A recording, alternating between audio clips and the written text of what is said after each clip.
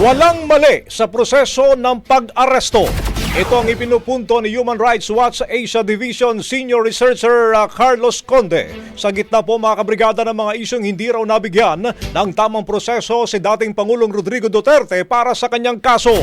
Kaugnay niyan sa pagdinig ng Committee on Foreign Affairs ni Senadora Amy Marcos, binatikos sa mga nagsasabing hindi man lang nagkaroon ng pagkakataon ng mga drug war victims na dumaan sa due process.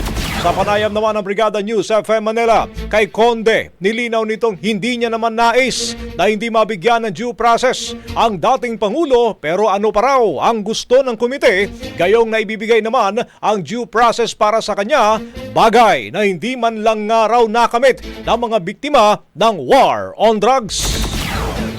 Binibigyan siya ng due process, Hinuli siya, andun siya, nagsimula na yung proceeding sa kanya, magkakaroon na ng trial sa September 23, meron na siyang isang napaka-high profile na abogado. Anong due process pa ang hinihingi nila? Doon sa mga biktima ng drug war, at mga pang-aabuso ng rehimeng Duterte, meron bang ganyan? Wala. Libo-libo. Mga dokumento namin at ng ibang human rights groups, kung bigla na lang barilin, bigla na lang patayin para mga baboy na katayin yung mga tao na libo-libo ang inabot.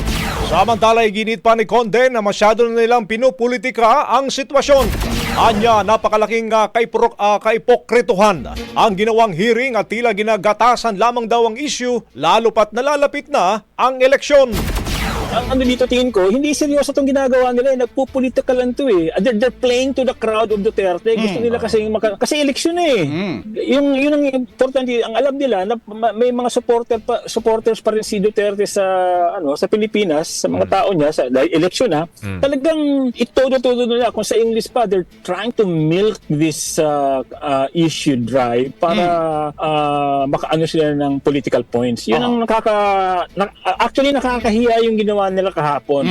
Ang tinig mga kabrigada ni Human Rights Watch Asia Division Senior Researcher Carlos Conde. Ang bahaging ito ay hatid sa atin ng Mom's Love ES1 Capsule. Simulang tuparin ang pangarap ng iyong anak. And stunting now!